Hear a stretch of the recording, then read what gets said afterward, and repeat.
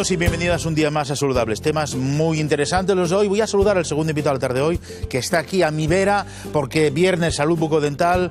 Víctor Lucas, buenas tardes, bienvenido. Buenas tardes. Vamos a hablar de prótesis sobre implantes. ¿Cómo es eso? Bueno, aquí tenemos un muestrario. ¿Sí? ¿Quieres un avance? No, que va, no. Deja eso ahí para interesar a la gente, porque va a ser una cosa muy interesante y llamativa. Víctor, muchas gracias por venir un día más.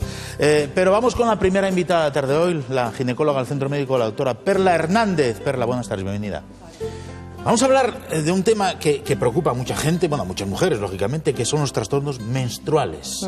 Claro, cuando hablamos de trastornos menstruales, ¿de qué estamos hablando?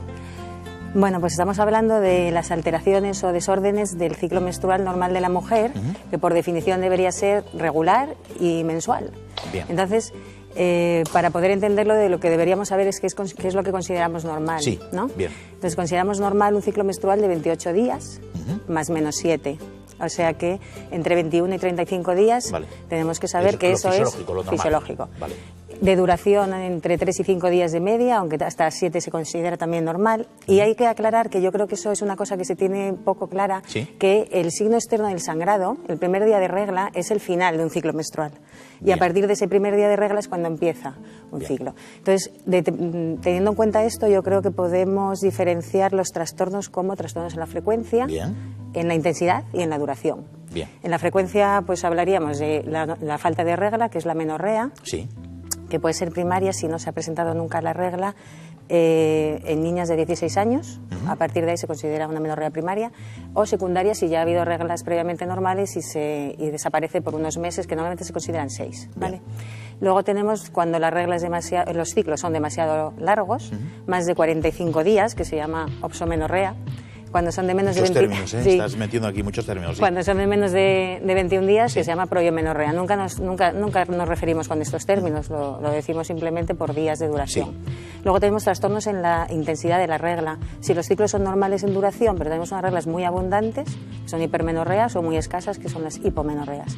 O sea, cualquier mujer que tiene su ciclo menstrual alterado, la recomendación es que vaya a su ginecóloga de referencia para diagnosticar cuál es la causa, ¿no? Porque cuáles son las cosas, son muy diversas, me imagino. Yo creo que podríamos diferenciar dos causas fundamentales, que son las orgánicas, cuando detrás de la alteración del ciclo menstrual está una patología de un órgano o glándula.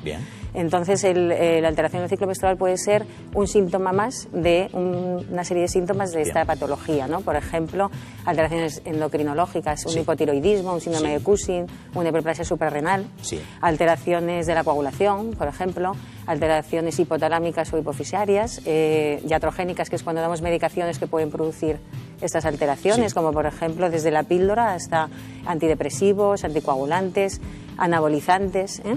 Luego tenemos patología puramente del aparato genital, como los miomas, las endometriosis, los quistes, cualquier tumor. O sea, lo importante es diagnosticar. Esas serían causas orgánicas, pero luego tenemos las causas funcionales, que son las hormonales, los desarreglos hormonales, y que son las que llamamos hemorragias uterinas disfuncionales.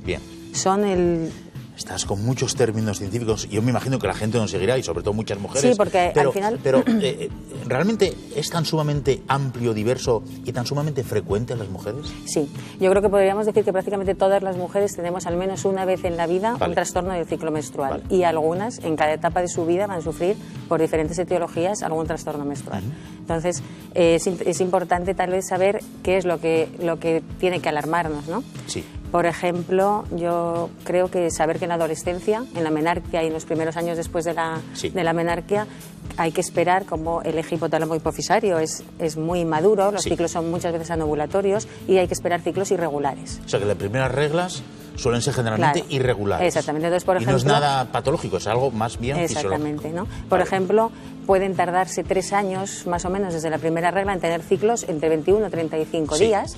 Pero hasta los 6 años después de la menarquia no se estabiliza realmente el ciclo menstrual. Generalmente se suele decir que las mujeres, cuando tienen el primer embarazo, el primer bebé, pues suele regularse más. Es un poco tópico, es un poco tópico, pero también porque antes coincidía más con la madurez del aparato reproductor y la edad madura reproductora de la mujer, ¿no? Entonces, porque pasamos a esa edad madura reproductora, que los ciclos ya de por sí se regulan.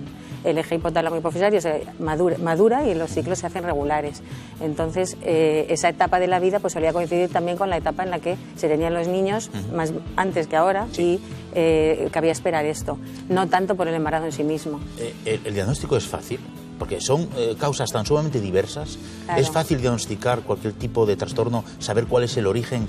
Digo, para aplicar el tratamiento adecuado. Es que realmente el diagnóstico tiene que ir orientado a buscar cualquier patología que pueda explicar un sangrado, ¿no? Entonces hay que hacer, como en cualquier otra especialidad de medicina, hay que hacer una anamnesis cuidadosa, hay que hacer una exploración y hay que hacer pruebas complementarias, analíticas de la imagen. Ahora los ginecólogos manejamos siempre la ecografía y podemos descartar muchísimas cosas ya en la consulta. Claro. Pero bueno, luego tenemos que ya ir encaminados un poquito hacia donde nos lleven todos los síntomas de la paciente que pueden ir asociados a otros, ¿no? Los trastornos ¿El factor hereditario es importante también? Es decir, que una madre con problemas, trastornos menstruales, ¿las hijas pueden heredar este tipo de trastornos? No, yo creo que realmente no.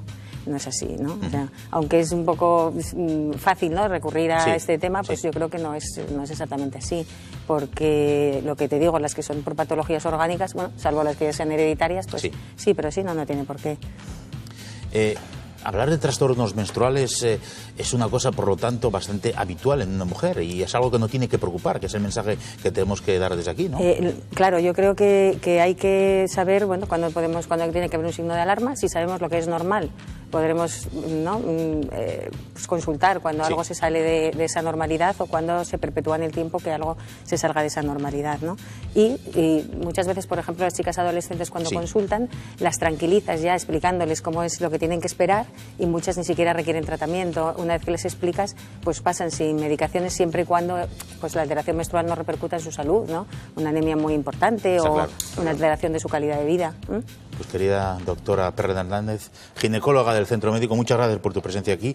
Y bueno, el mensaje que tenemos que dar desde aquí es que los trastornos menstruales es una cosa fisiológica, casi, así decir, en las mujeres y que ante cualquier duda tienen que acudir a ginecólogos o ginecólogas o a médico de cabecera para intentar solucionar el problema y poniéndose en manos de ginecólogos o ginecólogas en este caso tan expertas como la doctora Perret Hernández, todo tendrá solución. Perla, muchas gracias.